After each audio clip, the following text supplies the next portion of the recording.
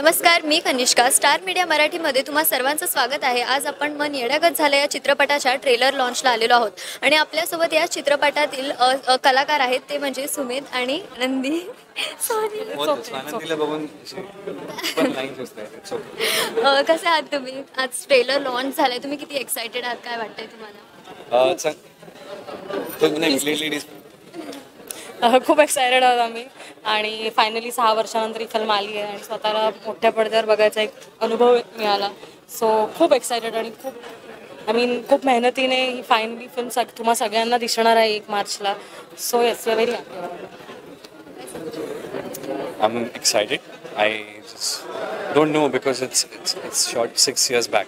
आता हे जे सर्वांसमोर येणार आणि सगळ्यांची त्यावर प्रतिक्रिया काय असेल ती मला बघायची. Let's see. I'm excited. I'm happy for the team.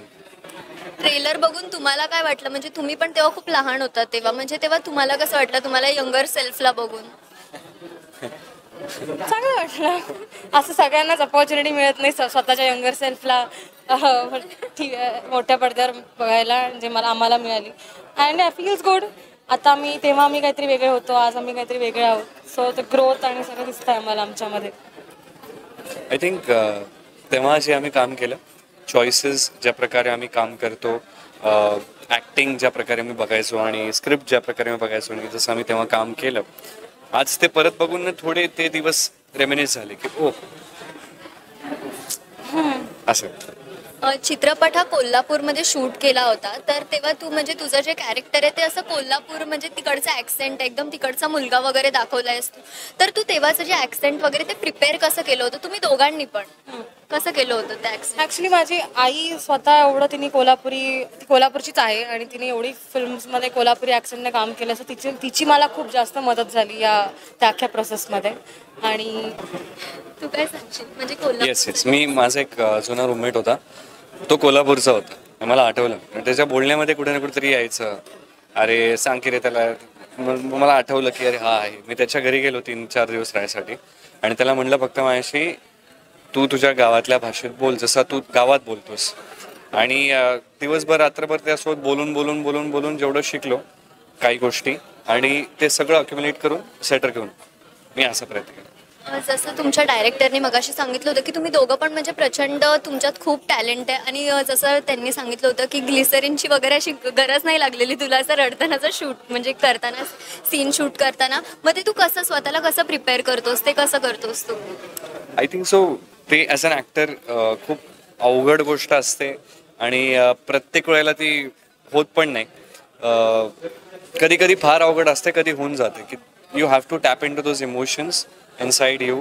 राग असू दे, दुःख असू दे, शॉक असू दे, and at times it gets really difficult because you are not able to feel those things at that point of time. कधी काहीच फील होत नाही, कधी राग येत नसतो, कधी आनंद होत नसतो आणि अपोजिट रिॲक्शन प्ले करायची असते. So that was a good day for me I guess as an actor. जेव्हा तुम्हाला दोघांना पण कळलं होतं की तुम्हाला एकमेकांसोबत शूट करायचं आहे वगैरे, तर तेव्हा तुम्ही म्हणजे तुम्हाला कसं वाटलं होतं? तुम्ही लोकांनी असं कसं प्रिपेअर केलं होतं की अरे बापरे आता मला सुमेधसोबत करायचं आहे, किंवा तू बोलला होतास की अरे हां लक्ष्मीकांत बेर्डेची मुलगी आहे तर मला तिच्यासोबत करायचं आहे शूटिंग, तर तेव्हाचं काय सांगाल तुम्ही? I was very happy, I was very excited. आणि टर्न्स आउट की जेव्हा मी स्वानंदीला भेटलो ती तेवढीच हंबल. मला असं कधीही जाणवलं नाही की ती लक्ष्मीकांत बेर्डेंची मुलगी आहे किंवा काय. मी तसं बघितलंही नाही तिला, टू बी व्हेरी ऑनेस्ट.